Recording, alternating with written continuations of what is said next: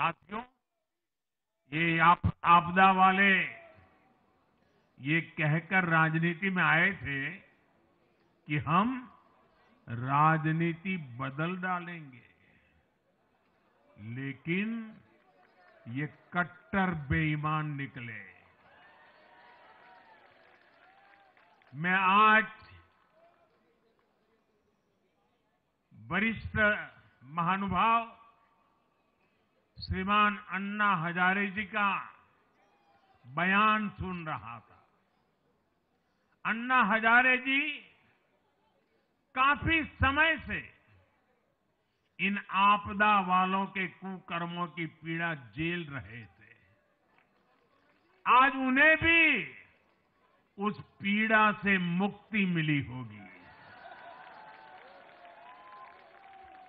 साथियों, जिस पार्टी का जन्म ही भ्रष्टाचार के विरुद्ध हुए आंदोलन से हुआ हो, वही भ्रष्टाचार में लिप्त हो गई।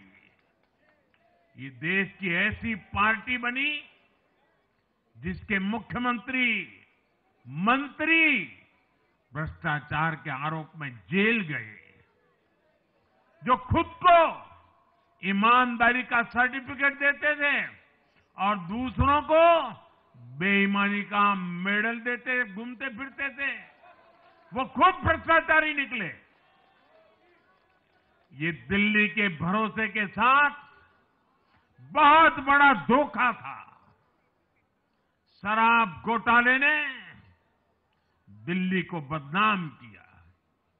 स्कूल और अस्पताल में हुए घोटालों ने गरीब से गरीब को परेशान किया, और ऊपर से अहंकार इतना कि जब दुनिया कोरोना से निपट रही थी तो ये आपदा वाले शीश महल बना रहे थे।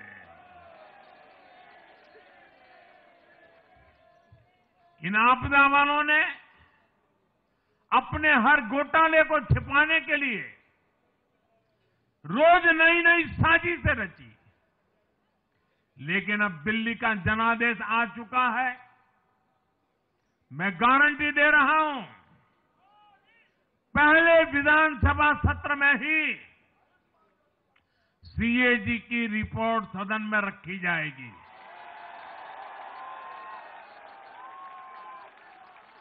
भ्रष्टाचार के हर तार की जांच होगी, और जिसने भी लूटा है उसको लौटाना पड़ेगा।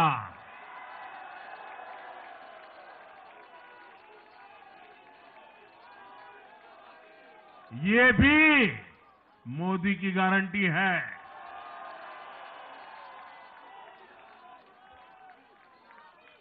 साथियों, आज जनता ने फिर एक बार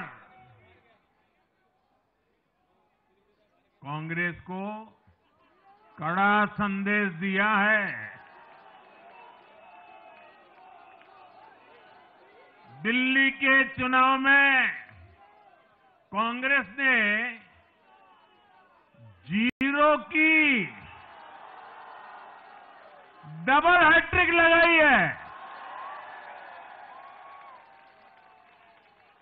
देश की राजधानी में देश की सबसे पुरानी पार्टी का लगातार दिल्ली में 6 बार से खाता नहीं खुल रहा है,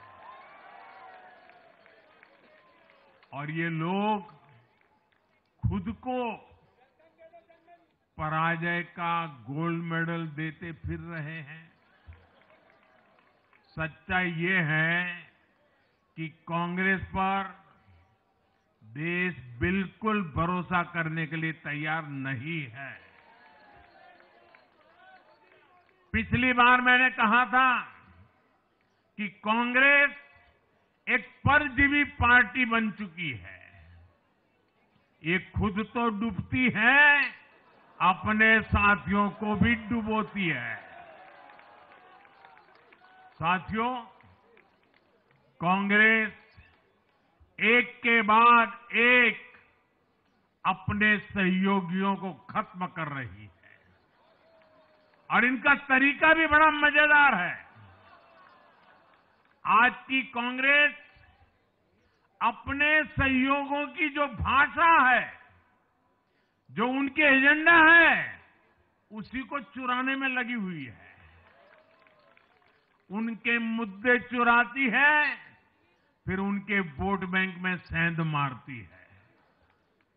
यूपी में कांग्रेस उस वोट बैंक को छीनने की कोशिश कर रही है जिस पर समाजवादी पार्टी और बीएसपी अपना हक मानती थी। मुलायम सिंह जी इसको बराबर समझ गए थे।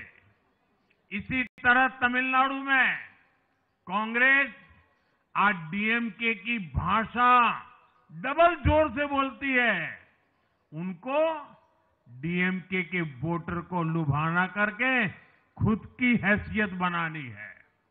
बिहार में भी ये कांग्रेस ही है जो जातिवाद का जहर फैलाकर अपनी सहयोगी आरजेडी का जो पेटेंट है उसी जमीन को खाने में जुट गई है।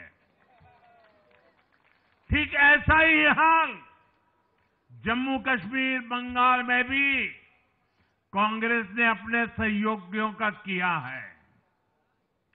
अब आज दिल्ली में भी साफ हो गया कि जो भी कांग्रेस का हाथ एक बार थामता है उसका बंटाधार होना तय हो जाता है।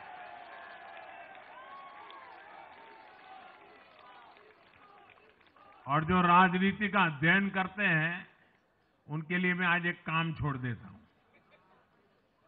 देखिए, इन्होंने 2014 के बाद 5 साल तक ये कोशिश की, हिंदू बनने की कोशिश की।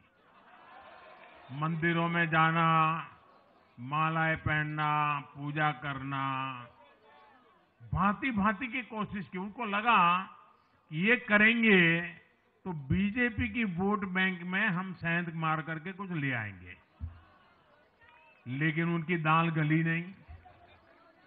तो आपने देखा होगा पिछले कुछ वर्षों से उन्होंने वो रास्ता बंद कर दिया।